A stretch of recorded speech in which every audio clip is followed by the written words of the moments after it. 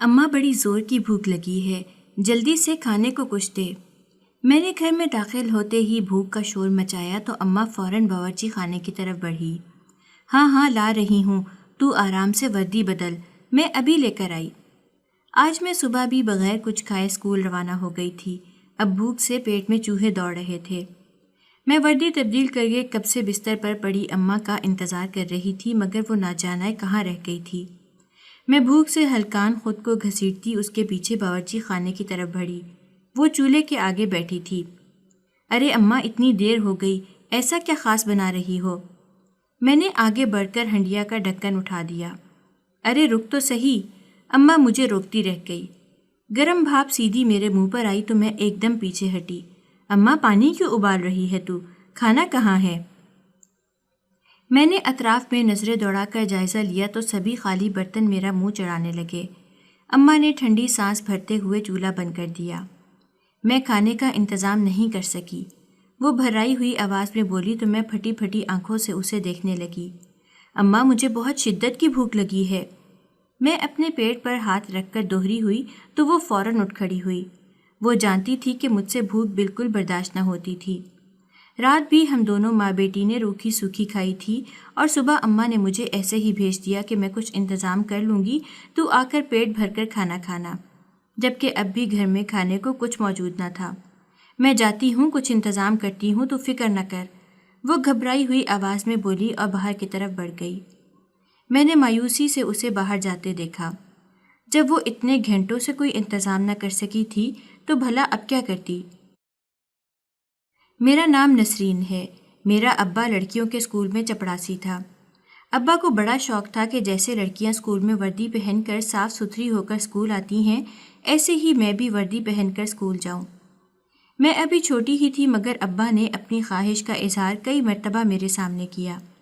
ابا کے منہ سے سن کر مجھے بھی اسکول جانے کا بہت شوق پیدا ہو گیا۔ میں ویسے بھی اکثر ابا کے ساتھ اسکول چلی جاتی، جبکہ میرا داخلہ نہ ہوا تھا۔ میں سارا دن ادھر ادھر گھومتی پھرتی رہتی اور لڑکیوں کو دیکھتی جو اپنی جماعت میں بیٹھی پڑھ رہی ہوتی۔ استانی آ کر ان کو اچھی اچھی باتیں سناتی۔ میں ہر جماعت کے کمرے کے سامنے سے گزر کر استانی کی باتیں سنتی۔ میں نے ابا سے ضد باندھ لی کہ وہ مجھے بھی اسکول میں داخلہ کروا دے تاکہ میں بھی اندر بیٹھ کر پڑھوں، مگر اسکول کا یہ اصول تھا کہ 5 سال کی عمر سے پہلے داخلہ نہ ملتا تھا۔ میں اس وقت صرف 4 سال کی تھی۔ ابھی مجھے اسکول میں داخلہ لینے کے لیے پورا 1 سال انتظار کرنا تھا۔ میں انتظار میں لگ گئی۔ جیسے جیسے کر کے پورا سال ختم ہوا تو میں نے ابا کے اسکول میں ہی داخلہ لے لیا۔ میں بڑے مزے سے نئی صاف ستھری وردی پہن کر اور 2 پونیاں بنا کر ابا کی سائیکل پر بیٹھ کر اسکول جاتی۔ اماں مجھے صبح صبح تیار کر کے اسکول بھیجتی اور ساتھ میں ایک ڈبے میں پراٹھا ڈال کر دے دیا کرتی۔ میری زندگی بہت مزے میں گزر رہی تھی۔ ابا کی سائیکل میرے لیے کسی جہاز سے کم نہ تھی۔ مجھے ابا کی سائیکل پر بیٹھ کر بہت مزہ آتا۔ واپسی پر ہمیں جلدی چھٹی ہو جاتی مگر ابا کو کچھ دیر سے چھٹی ہوتی۔ میں اسکول میں ہی کھیلتی رہتی اور ابا کے ساتھ گھر واپس آتی۔ جیسے ہی ہم گھر آتے، اماں ابا اور میرے لیے جلدی سے کھانا لگا دیتی اور ہم باپ بیٹی ایک ساتھ کھانا کھا لیتے۔ میں اماں سے زیادہ ابا کے قریب تھی۔ شاید اس کی وجہ یہ تھی کہ وہ مجھ سے زیادہ بات چیت کرتا۔ ابا نہ صرف میری ہر بیتکی بات کو دلچسپی سے سنتا بلکہ میری سوچ کے حساب سے مشورے دیتا۔ وہ میرے ساتھ گڈے اور گڑیا کا کھیل بھی کھیلتا۔ ابا باپ سے زیادہ میرا دوست تھا۔ اماں مجھے اور ابا کو ایک ساتھ یوں کھیلتے دیکھتی تو مسکراتی رہتی۔ ابا کو بڑی خواہش تھی کہ اس کے ہاں ایک بیٹی پیدا ہو کیونکہ اسے بیٹیوں کا بہت شوق تھا، اور اس کی یہ خواہش شادی کے کافی عرصے بعد پوری ہوئی۔ وہ عمر میں اماں سے کئی سال بڑا تھا۔ ابا نے مجھے شہزادیوں کی طرح پالا۔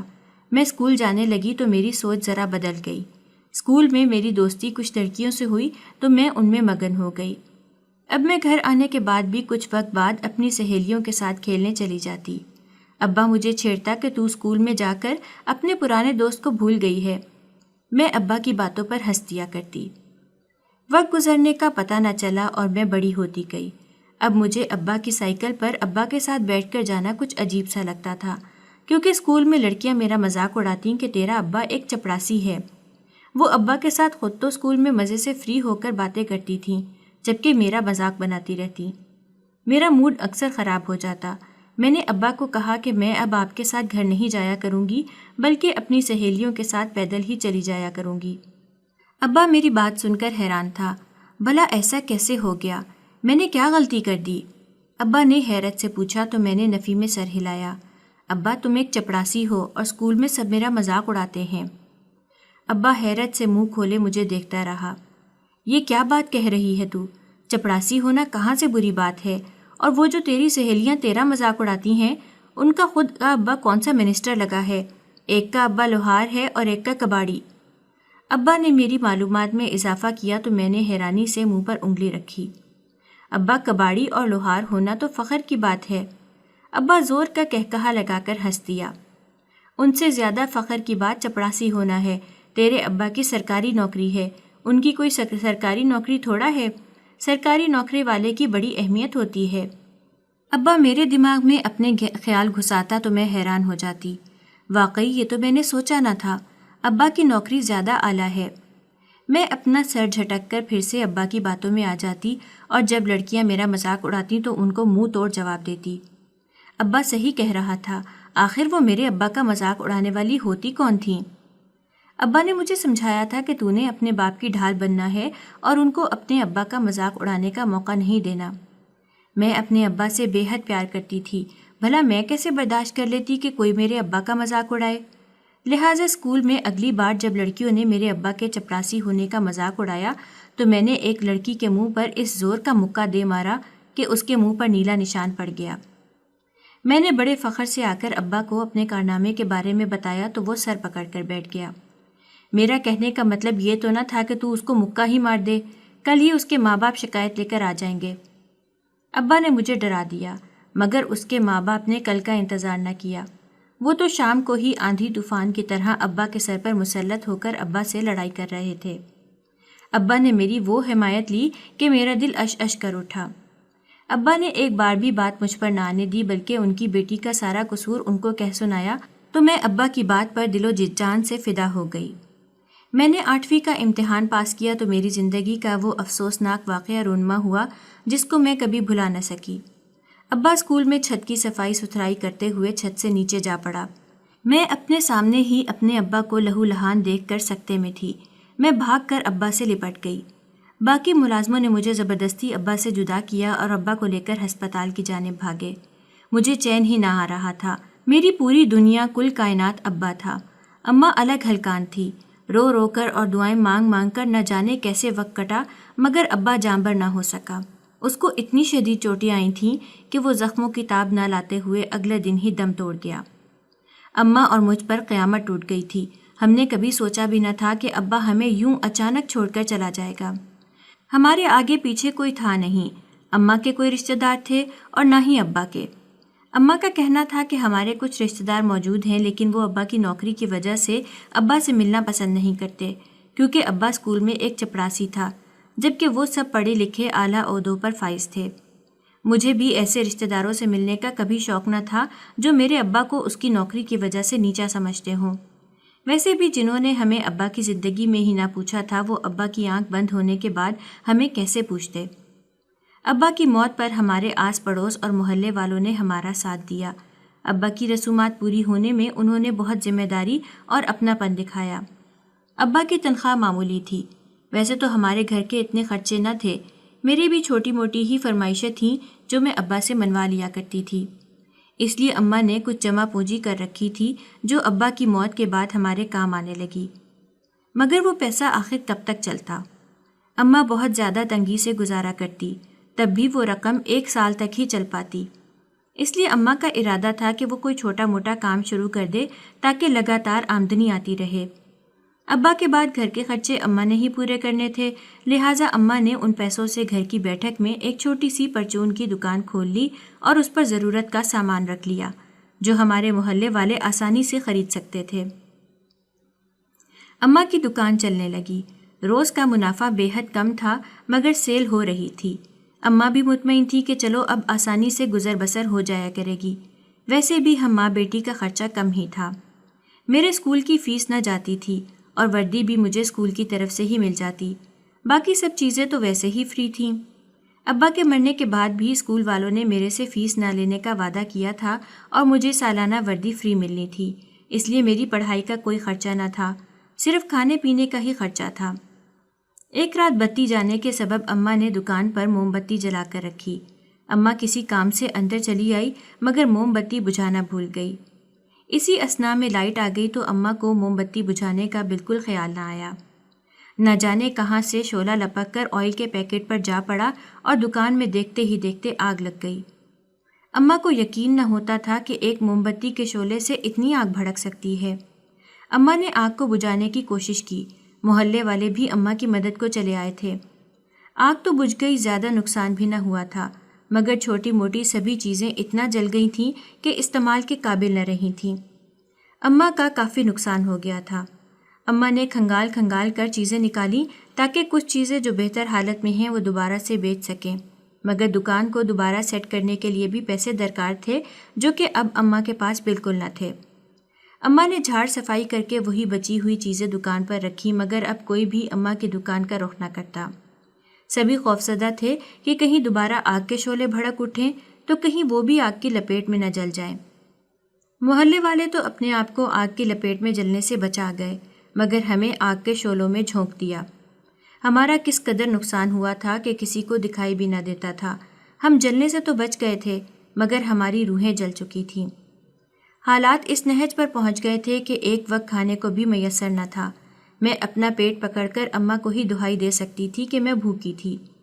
اماں کے علاوہ بھلا میں کس کو کہتی، مگر اماں تو خود بھوکی تھی، وہ میرے کھانے کا سامان کیسے کرتی؟ محلے والوں سے ادھار پیسے لے کر ایک دو دن تک تو گزارا ہو گیا، مگر آخر وہ کب تک ہمیں ادھار دیتے؟ وہ خود بھی غریب لوگ تھے۔ وہ روزانہ کا کماتے اور روزانہ کھانے پینے پر لگا لیا کرتے، ایسے میں ہم ماں بیٹی کا پیٹ کون بھرتا؟ اماں نے اپنی سی کوشش کر دیکھی تھی، اس نے لوگوں کے گھروں میں کام کرنے کی بھی حامی بھر لی تھی، مگر ہمارا پورا علاقہ ہی ایسا تھا کہ یہاں پر کوئی بھی کام والی نہیں رکھ سکتا تھا۔ اماں دور دراز کے علاقوں میں بھی ہو آئی تھی، مگر چونکہ اماں کو کوئی نہ جانتا تھا اس لیے اماں کو وہ کام پر رکھنے کو کوئی تیار نہ تھا۔ اماں کو کام نہ ملا اور ہمارے گھر میں فاقے ہونے لگے۔ میں خالی خالی آنکھوں سے اماں کو تکتی تو وہ تڑپ جاتی۔ وہ جانتی تھی کہ میں اپنے باپ کی کتنی لاڈلی تھی، مگر باپ کے بعد مجھے یہ سب کچھ دیکھنا پڑے گا، میں نے کبھی خواب و خیال میں بھی نہ سوچا تھا کہ ابا کا سایہ سر سے اٹھ جائے گا اور میں اور اماں اس نہج پر پہنچ جائیں گے۔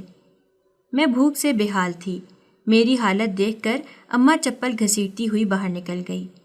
وہ بڑے عزم سے نکلی تھی کہ جیسے آج میرے لیے کھانے کے لیے کچھ نہ کچھ لے آئے گی۔ میں صحن میں ادھر سے ادھر ٹہل رہی تھی، بھوک تھی کہ برداشت ہونے کا نام نہ لے رہی تھی۔ میں صبر کی انتہا پر تھی، کاش اماں کچھ کھانے کے لیے لے آئے۔ میں دل سے دعائیں مانگ رہی تھی۔ کچھ ہی دیر میں دروازے پر آہٹ محسوس ہوئی تو میں نے چونک کر دروازے کی طرف دیکھا اور پھر اماں کے ہاتھ میں پکڑے شاپر پر ایک للچائی نظر ڈالی۔ اماں کچھ نہ کچھ لے ہی آئی تھی۔ میں فوراً اماں کی طرف بڑھی۔ اماں کھانا لے آئی ہے تو؟ میں نے بے قراری سے پوچھا تو اس نے مسکراتے ہوئے اسبات میں سر ہلایا۔ اماں فوراً کھانا پلیٹ میں نکال کر لے آئی۔ تازہ تازہ گرم گرم نان دیکھ کر مجھ سے مزید بھوک برداشت نہ ہوئی اور میں نان پر ٹوٹ پڑی۔ اماں بھی میرے ساتھ کھانے میں شامل ہو گئی۔ میں نے پیٹ بھر کر کھانا کھایا تھا۔ ارے واہ اماں، تیرے پاس اتنے پیسے کہاں سے آئے جو تو اتنا مہنگا کھانا لے آئی؟ میں نے اماں کو چھیڑا تو وہ مسکرا دی۔ بس مل گیا ہے کوئی مددگار جو مدد کرنے کو ہو گیا تیار۔ اماں کے منہ سے سنتے ہی میرے لیے دل سے اس کے لیے دعا نکلی تھی جس نے ہم بھوکوں کو کھانا کھلایا تھا۔ پیٹ میں کچھ کیا تو مجھے نیند کے دورے پڑنے لگے اور میں فوراً ہی جا کر چارپائی پر مزے سے سو گئی۔ میں اپنا بستہ کمر پر لادے تیز تیز قدموں سے چلتی ہوئی گھر کی جانب گامزن تھی، تبھی میرے پاؤں میں زور کی ٹھوکر لگی کہ میں اپنا پاؤں پکڑ کر نیچے بیٹھ گئی۔ میرے انگوٹھے پر بری طرح چوٹ آئی تھی۔ میں درد سے کہرا اٹھی۔ میں نے ادھر ادھر دیکھا تاکہ کسی کو مدد کے لیے پکار سکوں، مگر دور دور تک کوئی نہ تھا۔ آج مجھے اسکول میں کچھ دیر ہو گئی تھی۔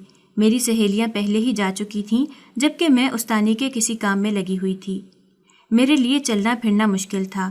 انگوٹھے کا ناخن بری طرح ٹوٹ چکا تھا اور ناخن میں سے خون بہہ رہا تھا۔ میں نے ہمت کر کے آگے کی طرف قدم بڑھایا، تبھی مجھے اپنے پیچھے سائیکل کی آواز سنائی دی۔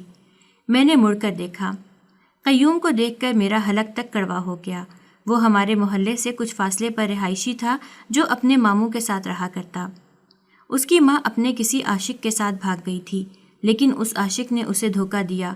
وہ بچہ ہونے کے بعد اپنا سا منہ لے کر اپنے بھائی کے در پر واپس چلی آئی۔ اس نے اپنی بھائی کی بیوی کو بھی سکون سے نہ رہنے دیا تھا۔ اس کی بھائی کی بیوی اپنی نند سے تنگ آ کر طلاق لے کر اپنے میکے چلی گئی تھی۔ محلے والے ان کے گھر کو اچھی نگاہ سے نہ دیکھتے تھے، لہٰذا ہمارا بھی ان سے کچھ زیادہ ملنا جلنا تھا۔ قیوم کی ماں کی وجہ سے وہ پورا گھرانہ ہی محلے میں بدنام تھا، لیکن مجھے ان کی بدنامی سے کچھ لینا دینا نہ تھا۔ دراصل میں نے کچھ دنوں سے بھانپ لیا تھا کہ قیوم کی نظریں میرے چہرے کا طواف کیا کرتیں۔ وہ کچھ عرصے سے میرا پیچھا کر رہا تھا۔ میں جہاں بھی جاتی وہ نمودار ہو جاتا اور میری جانب متوجہ رہتا۔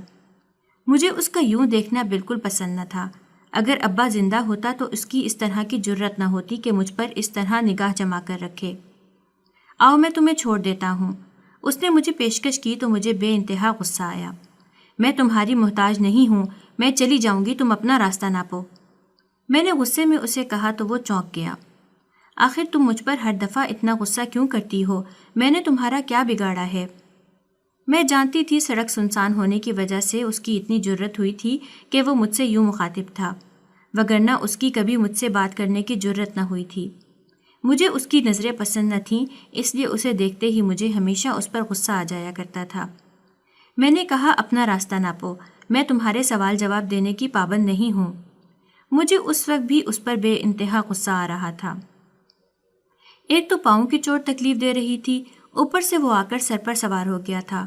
وہ بھی ڈھیٹوں کا استاد تھا۔ وہ سائیکل سے اتر کر میرے برابر چلنے لگا۔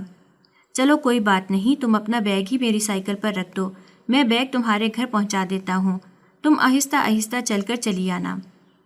وہ نہ جانے کس مٹی کا بنا تھا، میرا بس نہ چل رہا تھا کہ اس کے منہ پر ایک مکہ دے ماروں۔ میں نے کہا تم یہاں سے چلے جاؤ ورنہ میں پتھر اٹھا کر تمہارے سر پر دے ماروں گی۔ میں نے غصے سے دانت بھینچ کر اسے دھمکی دی تو وہ کچھ حیران ہوا۔ آخر میں نے ایسا بھی کیا کہہ دیا؟ میں صرف تمہاری مدد کرنا چاہتا ہوں۔ مجھے تمہاری مدد کی کوئی ضرورت نہیں۔ اب کی بار میں دھاڑ پڑی۔ وہ فوراً ہی سائیکل پر بیٹھ کر اڑن چھو ہو گیا۔ میں نے گھر آ کر بستہ زور سے بستر پر پھینکا۔ ارے تجھے کیا ہو گیا؟ اماں حیران ہوئیں۔ کچھ نہیں اماں، میں نے بیزاری سے جواب دیا۔ اب میں اماں کو بتا کر بھلا کیا پریشان کرتی؟ کھانے میں کیا بنایا ہے؟ آج تو تیرا پسندیدہ کھانا بنایا ہے، وہ مسکراتی ہوئی بولی تھی۔ تو جلدی سے وردی بدل کر آ۔ میں حیران ہوئی تھی۔ گھر میں پھیلی خوشبو سے میری بھوک چمک اٹھی تھی۔ اماں کے پاس اتنے پیسے کہاں سے آ گئے کہ وہ آج مرغی کا گوشت بنا کر بیٹھی تھی؟ میں نے پوچھنے میں وقت ضائع نہ کیا اور کھانے پر ٹوٹ پڑی۔ اماں نہ تو کوئی کام کرتی تھی اور نہ ہی کہیں آتی جاتی تھی، مگر اماں کے پاس اب پیسے موجود ہوتے تھے۔ گھر میں کھانے پینے کی بھی کوئی تنگی نہ رہی تھی۔ میں نے اماں سے کئی بار استفسار کیا مگر اماں مجھے ہر بار ٹال جاتی۔ تو بس فکر مت کر، اللہ اپنے بندوں کو بے سہارا نہیں چھوڑتا۔ تیرے لیے قیوم کا رشتہ آیا ہے، میں سوچ رہی ہوں ہاں کر دوں، تو بتا کیا کہتی ہے؟ میں چونک کر اماں کو دیکھنے لگی۔ مجھے تو اب تک یہی لگتا تھا کہ وہ یوں ہی مجھے لائن مار رہا تھا، مگر وہ سنجیدہ تھا کہ اس نے رشتہ ہی بھیج دیا۔ اماں اتنی جلدی؟ میں نے اماں سے کہا تو وہ مجھے سمجھانے لگی۔ لڑکیوں کا رشتہ جلدی طے کر دینا چاہیے، تیرا ابا بھی ہوتا تو وہ انکار نہ کرتا۔ ویسے بھی قیوم میں کوئی کمی نہیں ہے، اچھا بھلا لڑکا ہے، اپنے ماموں کا سب کچھ اسی کا تو ہے، اپنا گھر ہے، بھلا کمی کس چیز کی ہے؟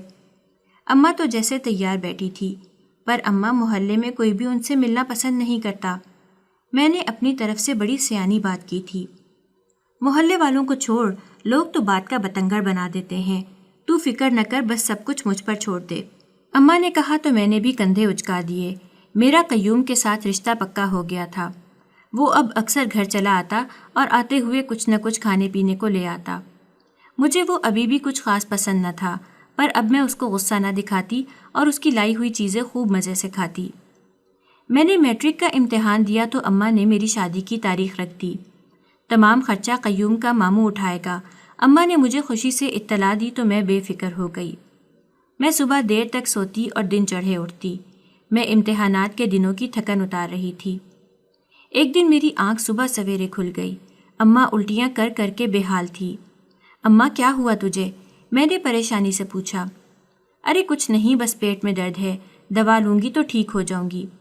اماں نے مجھے تسلی دی، مگر اماں کی الٹیاں دن بدن بڑھتی جا رہی تھیں، جبکہ اماں کو جیسے کوئی پرواہ ہی نہ تھی۔ اماں کی الٹیاں تھمیں تو اماں کا پیٹ باہر نکل آیا۔ مجھے تو کچھ سمجھ نہ آئی، مگر محلے والے اماں کے بارے میں عجیب و غریب باتیں کرنے لگے۔ تیری ماں بچہ پیدا کرنے والی ہے۔ کباڑی کی بیٹی ہما نے ایک دن میرا کندھا ہلا کر مجھے اطلاع دی تو میں چونک گئی۔ یہ کیا بکواس ہے؟ اس کی بات میرے کچھ پلے نہ پڑی تھی۔ میری اماں برابر والی خالہ سے بات کر رہی تھیں، تب خالہ نے مجھے بتایا کہ تیری ماں حاملہ ہے۔ میری حیرت جلد ہی غصے میں بدل گئی تھی۔ اتنی تو بچی میں بھی نہ رہی تھی کہ حاملہ ہونے کا مطلب نہ سمجھتی۔ میں فوراً آ کر اماں پر چڑھ دوڑی تھی۔ تجھے کس نے کہا یہ سب؟ وہ دھیمی سی آواز میں بولی۔ اماں پورا محلہ کہتا ہے، یہ جھوٹ ہے نا؟ میں نے امید بھری نظروں سے اماں کی جانب دیکھا تو وہ اٹھ کر کمرے کی جانب چل دی۔ اس کے یوں منہ پھیر کر جانے کا سے صاف ظاہر تھا کہ محلے والے جھوٹ نہیں کہتے تھے۔ خالہ کہاں ہیں؟ یہ میں ان کے لیے کچھ سامان لایا تھا۔ قیوم نے ادھر ادھر اماں کی تلاش میں نظر دوڑائی اور پھلوں سے بھرے شاپر میرے ہاتھ میں تھما دیے۔ وہ اپنے کمرے میں ہے۔ میں شاپر پکڑ کر باورچی خانے کی جانب چل دی۔ تیرا کیوں موڈ خراب ہے؟ وہ میرے پیچھے چلا آیا۔ سب محلے والے اماں کو بد کردار کہتے ہیں کیونکہ وہ بچہ پیدا کرنے والی ہے، جبکہ ابا کو مرے کتنے سال گزر گئے ہیں۔ میں اپنی ساری پریشانی اپنے ہونے والے شوہر کو کہہ سنائی۔ وہ بد کردار نہیں ہے، محلے والوں کو نہ جانے کیا تکلیف ہے، وہ تو میری ماں کو بھی بد کردار کہا کرتے تھے۔ قیوم جذبات سے بھرپور لہجے میں بولا تھا۔ محلے والے اس کی ماں کے بارے میں کون سا غلط بات کرتے تھے؟ میں دل میں سوچ کر رہ گئی۔ میرے دل میں اماں کے خلاف غصہ اور نفرت بھر گئی۔ ابا اس کو کس قدر ٹوٹ کر چاہتا تھا۔ ابا کی موت کے بعد اسے یوں ابا کے ساتھ بے وفائی نہیں کرنی چاہیے تھی۔ اس نے تو اپنی بیٹی کا بھی لحاظ نہ رکھا تھا۔ میں جلتی کڑتی اماں کو دیکھتی رہتی، جو پیٹ نکالے گھر کے کاموں میں جٹی رہتی۔ نہ جانے وہ کس کے ساتھ منہ کالا کر کے یوں فخر سے گھوما کرتی۔ میری رخصتی کا وقت قریب آیا تو اماں میرے سامنے بیٹھ کر مجھے تکتی رہتی۔ میں غصے میں پاؤں پٹک کر اٹھ کر چل دیتی۔ مجھے اماں سے قطعاً کوئی ہمدردی نہ تھی۔ اماں ایسی حالت میں بازاروں کے چکر نہ لگا پاتی تو میں اپنی سہیلیوں کے ساتھ بازار چلی جاتی، تو کبھی قیوم مجھے لے جاتا۔ شادی کا سارا خرچہ وہ لوگ خود ہی اٹھا رہے تھے۔ قیوم اماں کے لیے بھی بازار سے کچھ نہ کچھ لے لیتا۔ میں اس کے رویے پر حیران تھی۔ اس نے ایک بار بھی نہ اماں سے اور نہ مجھ سے باز پرس کی تھی، بلکہ وہ تو مجھ سے بھی زیادہ اماں کی پرواہ کرتا تھا۔ میں رخصت ہو کر قیوم کے گھر چلی آئی تھی۔ اس کے ماموں کو دیکھ کر میں حیران تھی۔ وہ چلنے پھرنے سے قاصر تھا۔ اس کا ایک پاؤں کام نہ کیا کرتا تو وہ زیادہ تر ویل چیئر پر پھرتا تھا یا پھر بیساکھی کا سہارا لے کر تھوڑا بہت چل لیا کرتا تھا۔ وہ زیادہ عمر کا نہ تھا، مگر وہ زیادہ تر اپنے کمرے میں عبادت میں مصروف رہتا۔ قیوم اور ماموں دونوں ہی میرے ساتھ بہت عزت سے پیش آتے۔ میں نے گھر کا کام کاج کرنا شروع کر دیا تھا۔ میں رخصت ہونے کے بعد ایک بار بھی پلٹ کر اماں سے ملنے نہ گئی تھی۔ قیوم اکثر مجھے کہتا کہ میں اس کے ساتھ اماں کے گھر چلوں، مگر میں انکار کر دیتی۔ قیوم نے مجھے صاف تو نہ بتایا تھا، مگر مجھے معلوم تھا کہ وہ اماں کی خبر گیری کرنے جایا کرتا تھا۔ مجھے اس پر شک تھا۔ مجھ سے زیادہ تو وہ اماں کا خیال رکھا کرتا تھا، اور اماں بھی اس کے آنے پر ایسے کھل اٹھتی جیسے ابا کے گھر میں داخل ہونے پر کھلتی تھی۔ تمہاری اماں کی طبیعت بہت خراب ہے، اٹھو ہسپتال جانا ہے۔ قیوم نے مجھے آدھی رات کو سوتے سے جگایا۔ اماں کی طبیعت کا سن کر میں ایک دم سے اٹھ بیٹھی۔ چلو میرے ساتھ، اس وقت انہیں تمہاری ضرورت ہے۔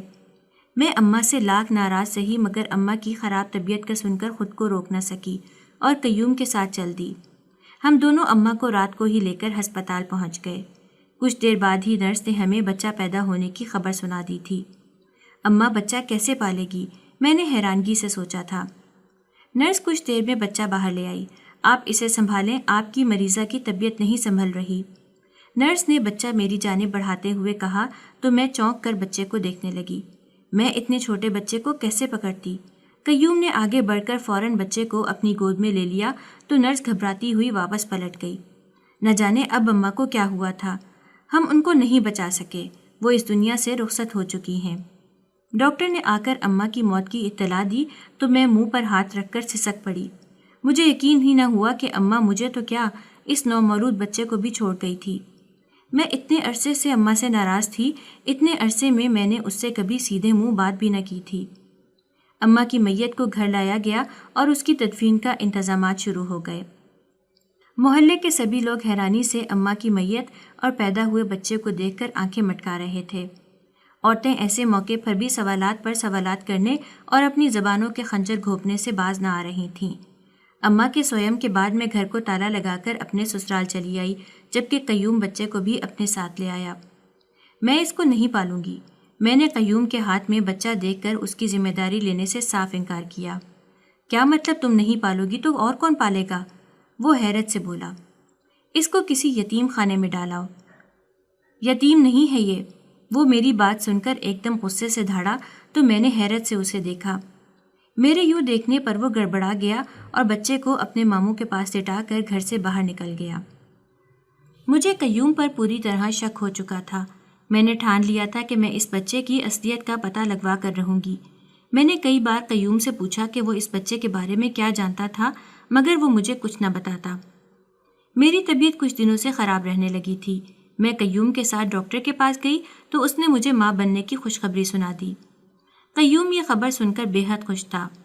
خوشی مجھے بھی تھی، مگر ایک بے چینی بھی موجود تھی۔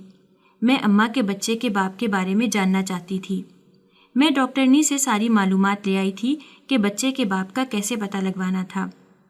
قیوم کام پر گیا تو میں چپکے سے بچے کو اٹھا کر ہسپتال لے گئی۔ میں نے بچے کا DNA ٹیسٹ کروایا۔ رپورٹ دیکھ کر میرے پیروں تلے سے زمین نکل گئی تھی۔ وہ بچہ میرے شوہر قیوم کا نہ تھا، بلکہ وہ کسی اور کا بچہ تھا۔ میں حیران تھی، مجھے قیوم پر ہی شک تھا۔ قیوم کے علاوہ تو کوئی بھی اماں سے اتنا قریب نہ رہا تھا، پھر وہ کس کا بچہ تھا؟ یہ بات میں سمجھنے سے قاصر تھی۔ دیکھو، اب ہمارا اپنا بچہ اس دنیا میں آنے والا ہے، ایسے میں ہمیں اس بچے کا کچھ کرنا پڑے گا۔ میں نے ٹھان لیا تھا کہ میں اماں کے بچے کو گھر سے نکالنے کے لیے اپنے شوہر کو منا کر رہوں گی۔ ہم کیا کر سکتے ہیں اس بچے کا؟ وہ انجان بنا تھا۔ اس گھر پر ہمارے بچے کا حق ہے، نہ کہ اماں کی ناجائز اولاد کا۔ میری بات سن کر اس نے اپنے ہونٹ بھینچ لیے تھے۔ اس گھر پر سب سے زیادہ حق اسی بچے کا ہے۔ جو بچہ ابھی اس دنیا میں آیا ہی نہیں، تمہیں اس کے حقوق کی اتنی پرواہ ہے، اور جو بچہ سامنے موجود ہے اس کی کوئی پرواہ نہیں۔ وہ میری سنگدلی پر کچھ حیران ہوا تھا۔ یہ بچہ میری ذمہ داری نہیں ہے، اماں کے گناہوں کا بوجھ میں مزید نہیں اٹھا سکتی۔ میں غصے میں اٹھ کر چل دی تو اس نے میرا ہاتھ پکڑ لیا۔ تم نہ جانے کیوں اس بچے کے پیچھے پڑی ہو۔ آؤ میں تمہیں آج بتاتا ہوں کہ یہ بچہ ناجائز نہیں ہے، اور نہ ہی تمہاری ماں نے کوئی گناہ کیا تھا، بلکہ جو کچھ بھی کیا اپنا اور تمہارا پیٹ بھرنے کے لیے کیا۔ وہ مجھے گھسیٹتا ہوا اپنے ماموں کے کمرے میں لے گیا جو تسبیح پڑھنے میں مشغول تھے۔ وہ ہم دونوں کو یوں دیکھ کر چونک گئے۔ آپ اس کو سچائی بتا دیں، کیونکہ یہ اب اپنی حد سے بڑھ رہی ہے۔ قیوم نے مجھے غصے سے دیکھتے ہوئے اپنے ماموں سے کہا تو انہوں نے ہمیں بیٹھنے کا اشارہ کیا اور تسبیح مکمل کر کے پرسکون آواز میں بولے، کیا جاننا چاہتی ہو، اپنی ماں کی زندگی کی کہانی یا میری زندگی کی کہانی؟ میں ان کی بات سمجھ نہ پائی تھی۔ ظاہر سی بات تھی، میں اپنی ماں کے بچے کے بارے میں جاننا چاہتی تھی۔ ماموں کی زندگی کی کہانی سے مجھے کیا لینا دینا تھا؟ تمہاری ماں میری سگی خالہ زاد تھی۔ میں اس کے انکشاف پر حیران رہ گئی اور حیرت سے انہیں دیکھنے لگی۔ اماں نے تو مجھے ایسا کچھ نہ بتایا تھا، اور نہ ہمارا ماموں کے گھر آنا جانا تھا۔ ہم ان امیر رشتہ داروں میں شامل تھے جو غریب رشتہ داروں کو پسند نہ کیا کرتے۔ دراصل میری ماں تو بھلی عورت تھی، مگر ابا غرور و تکبر کا شکار تھا۔ میری ماں اور تمہاری نانی دونوں سگی بہنیں تھیں۔ میرا باپ میری ماں کو اس کی بہن اور میری خالہ سے ملنے نہ دیا کرتا۔ ماں کی وفات کے بعد تو ملنے جلنے کا سوال ہی نہ تھا، مگر میرے باپ کا غرور تکبر میری بہن کی ایک غلطی نے خاک میں ملا دیا۔ وہ کسی کو چاہنے لگی اور اس کے ساتھ اپنی مرضی سے شادی رچا کر بیٹھ گئی۔ ابا کو اتنا صدمہ ہوا کہ وہ بستر سے لگ گئے اور کچھ عرصے میں ہی چل بسے۔ میں اپنی بیوی کے ساتھ خوشگوار زندگی گزار رہا تھا، مگر ایک حادثے نے میری زندگی بدل دی۔ میں ایک ٹانگ سے معذور ہو گیا۔ چونکہ میں کاروبار کو سنبھال نہیں سکتا تھا، لہٰذا دکانیں اور بڑا مکان کرائے پر چڑھا کر یہاں آ بسا۔ میری بیوی کو میری معذوری برداشت نہ ہوئی، وہ مجھ سے کھچی کھچی رہنے لگی۔ ہمارے ہاں کوئی اولاد نہ تھی۔ میری معذوری کے بعد میری بیوی نے بچہ پیدا کرنے سے انکار کر دیا۔ وہ فیصلہ لینا چاہتی تھی اور بچے کی زنجیر اپنے پاؤں میں ڈالنا نہ چاہتی تھی۔ وہ چاہتی تھی کہ میں خود اسے طلاق دوں تاکہ حق مہر کی مد میں لکھا گیا زیور اور گھر اسے مل سکے، جبکہ میں اسے طلاق دینا ہی نہ چاہتا تھا۔ میں اس سے بہت محبت کیا کرتا تھا۔ میری بہن کو اس بے وفا شخص نے دھوکہ دیا تو وہ اپنے بچے کو لیے واپس چلی آئی۔ میں اپنی بہن کو کیسے اپنے پاس نہ رکھتا؟ میری بیوی چاہتی تھی کہ میں اپنی بہن کو گھر سے نکال دوں، مگر میں ایسا نہیں کر سکتا تھا۔ اس کا میرے سوا کون تھا اس بھری دنیا میں؟ اس نے جو غلطی کی تھی اسے خود بھی اس کا اندازہ تھا۔ میں کون ہوتا تھا اسے سزا دینے والا؟ لہٰذا میں نے بیوی کی مخالفت کے باوجود اپنی بہن کو اپنے گھر میں رکھا اور اس کے بیٹے کے سر پر ہاتھ رکھ دیا۔ ابا نے بہن کی پسند کی شادی کے بعد سے ہی اسے تمام جائیداد اور پیسے سے محروم کر دیا تھا۔ میری بیوی میری بہن سے جھگڑا کرتی اور اس کا جینا حرام کیے رکھتی اور محلے والوں کے سامنے خود مظلوم بن جاتی، جبکہ میری بہن چونکہ ایک غلطی کر چکی تھی، اس کے پاس جانے کو کوئی ٹھکانہ نہ تھا، لہٰذا وہ اپنے بچے کی خاطر سب برداشت کرتی۔ اب وہ عیش و عشرت نہ تھا جو پہلے ہوا کرتا، مگر پھر بھی حالات برے نہ تھے، اچھا بھلا گزارا چل رہا تھا، مگر میری بیوی سے یہ سب برداشت نہ ہوا۔ وہ عیش و عشرت کی عادی تھی، جبکہ میری معذوری اسے ایک آنکھ نہ بھاتی تھی۔ جب میں نے اسے طلاق نہ دی تو وہ پھر بھی مجھے چھوڑ کر چلی گئی۔ میری بہن کی زندگی نے زیادہ وفا نہ کی، اس کا احساس ندامت اسے کھا گیا اور وہ اپنے بچے قیوم کو میرے آسرے پر چھوڑ کر اس دنیا سے چل بسی۔ میں پوری دلجوئی سے قیوم کی پرورش کرنے لگا۔ ایک دن تمہاری ماں روتی ہوئی میرے پاس آئی۔ اس کا کہنا تھا کہ وہ میرے پاس کبھی نہ آتی، مگر حالات نے اسے اس قدر مجبور کر دیا کہ اسے کوئی اور راستہ دکھائی نہ دیا۔ اس نے مجھ سے کچھ روپے ادھار مانگے تو میں نے فوراً اس کے سامنے پیسے ڈھیر کر دیے۔ ہمارا آپس میں تعلق نہ رکھنا ابا کا قصور تھا۔ اماں اور میں ہمیشہ خالہ سے ملنا چاہتے تھے، میں اسے اتنا ہی کہہ پایا۔ اس کی بیٹی بھوکی تھی، لہٰذا وہ پیسے لے کر فوراً واپس لوٹ گئی۔ وہ اگلے دن میرا شکریہ ادا کرنے چلی آئی۔ ہم نے ماضی کی ڈھیروں باتیں بانٹی۔ وہ مجھے مغرور سمجھتی تھی، مگر میں نے اسے حقیقت سے آگاہ کر دیا۔ میری بہن شہلا کی دکھی داستان سن کر اسے افسوس ہوا۔ میں تمہاری ماں کی مدد کرنے لگا۔ میں نہیں چاہتا تھا کہ وہ اور اس کی بیٹی بھوکی رہیں، مگر وہ خوددار تھی۔ وہ ایسے ہی میرے سے کوئی مدد وصول نہیں کرنا چاہتی تھی۔ اسے گوارا نہ تھا کہ وہ اکیلے مرد کے صرف چند پیسوں کے لیے آئے۔ اس کی پریشانی میں سمجھ رہا تھا۔ ایک دن اس نے مجھ سے کہا کہ اگر آپ مناسب سمجھو تو مجھ سے نکاح کر لو، پھر مجھے آپ سے مدد لینے پر کوئی اعتراض نہ ہوگا، بلکہ ہم آپ کی ذمہ داری بن جائیں گے۔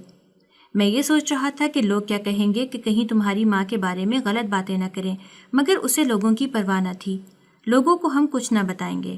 اس کی بات سن کر میں راضی ہو گیا اور یوں ہم دونوں نے نکاح کر لیا۔ میری بیوی نے مجھ پر جائیداد حاصل کرنے کا پرچہ کر دیا تھا۔ اس کا کہنا تھا کہ میں اسے خرچہ مہیا کروں، کیونکہ وہ اب تک میری زوجیت میں تھی۔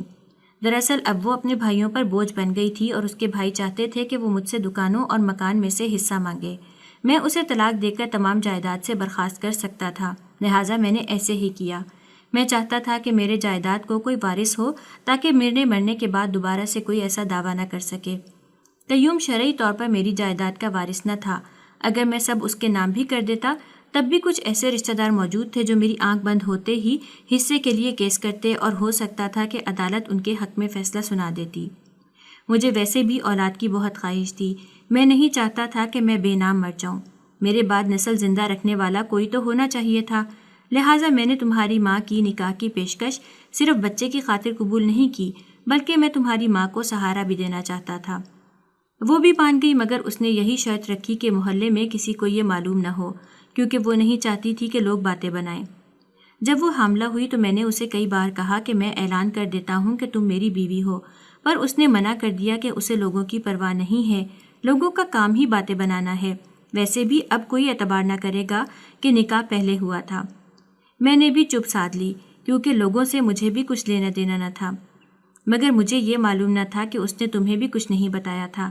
یہ بات مجھے قیوم نے بتائی کہ تمہیں بھی کچھ معلوم نہیں۔ جب تمہاری ماں نے ہی تمہیں وہ سب بتانا مناسب نہ سمجھا تو پھر ہم نے بھی اس بات کو عیاں نہ کیا۔ ویسے بھی تمہاری ماں کے مرنے کے بعد تمام کہانی یوں ہی ختم ہو گئی تھی۔ وہ افسردہ لہجے میں بولتے ساری بات بتا گئے تھے۔ یہ میرا بچہ ہے، انہوں نے اپنے بستر پر سوئے بچے کو پیار سے دیکھتے ہوئے اعلان کیا تھا۔ میں حیرت سے بت بنی ہوئی تھی۔ میں اپنی ماں کے بارے میں کس قدر غلط سوچ رہی تھی، جبکہ اس نے تو قیوم کے ماموں سے نکاح کر رکھا تھا، اور مجھے اس لیے نہ بتایا تھا کیونکہ وہ اچھی طرح جانتی تھی کہ میں اس کی بات کو سمجھ نہ پاؤں گی۔ میں اسے اس نکاح کے لیے بھی قصوروار ٹھہراتی اور کبھی قیوم کا ہاتھ نہ تھامتی۔ میں نے اسجد کو اپنا لیا تھا۔ وہ معصوم سا بچہ میرا سوتیلا بھائی تھا۔ وہ چند دنوں میں ہی میرے ساتھ مانوس ہو گیا۔ وہ میری ماں کی آخری نشانی تھا۔ اس کی شکل کافی حد تک اماں سے ملتی۔ اللہ نے جلد ہی مجھے ایک بیٹی سے نواز دیا۔ میرے پاس بیٹا اور بیٹی دونوں ہی تھے۔ میری زندگی جیسے مکمل ہو گئی تھی۔ ماموں دونوں بچوں کو ہی بے حد چاہتے تھے۔